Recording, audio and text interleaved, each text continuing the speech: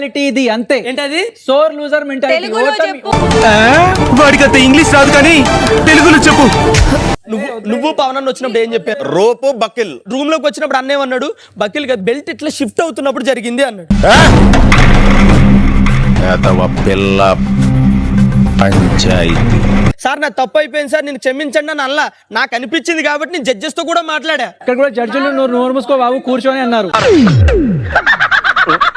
పుట్టి పగిలిపోతారు రే. ఇప్పుడు ఆ చెప్పే ఆన్సర్ కూడా పర్ఫెక్ట్ ఉంటే సూపర్ కదా అనేది నా పాయింట్. ఇప్పుడు ఇది అవసరం లేదు, దీనివల్ల మనకు బ్యాడ్ అవుతుంది, నువ్వు ఆలోచించలేదు.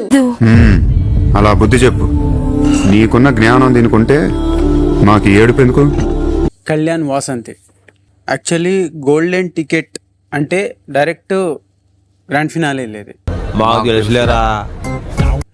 ఇది యాక్చువల్ అంటే మీకు అంత అవసరం పడకపోవచ్చు, ఎందుకంటే మీరు చాలా స్ట్రాంగ్ ప్లేయరు.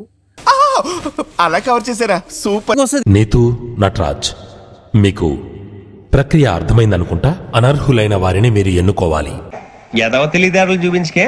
నేనేం చూపించాను సార్? అది మాస్టర్, నేను అదే చెప్పబోతున్నాను. నేను అంటే ఇది టికెట్ దానికి సంబంధించింది కదా. ఎంత ఫాస్ట్ గా కట్టాను, వాళ్ళు ఒక పెండులం కట్టుకోలేకపోయారు. అంత టైంలో నేను 3-4 తాళ్ళు కట్టేశాను. అది కాదా? ఇక్కడ ఓడుతున్నా అనుకుంటుందో తెలియదు కానీ ప్రతిసారి ఇంపాక్ట్ ప్లేయర్ లాగా నన్ను మాత్రం దింపుతున్నారా. మా సైడ్ జోకర్ అంటారు.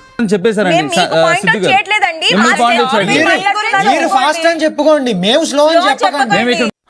కరెక్టే సార్, పాపం ఫీల్ అన్నట్టున్నారు. కూడా టీం వాళ్ళు మీకు థర్డ్ స్టేజ్ లో డైరెక్ట్ స్టార్స్ గేమ్ లో మీకు ఇస్తే you did not prove it at all.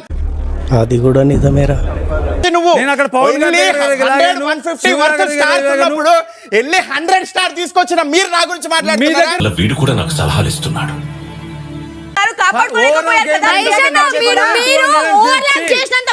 మాట్లాడింది వినబడదు, ఓవర్లాప్ చేయకండి.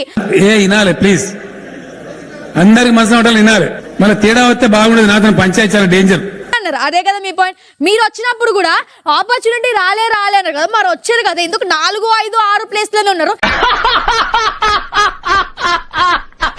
ఏం పాయింట్ పెట్టావన్నా, super. First week no elimination, second week Harish అని వెళ్ళిపోయాడు.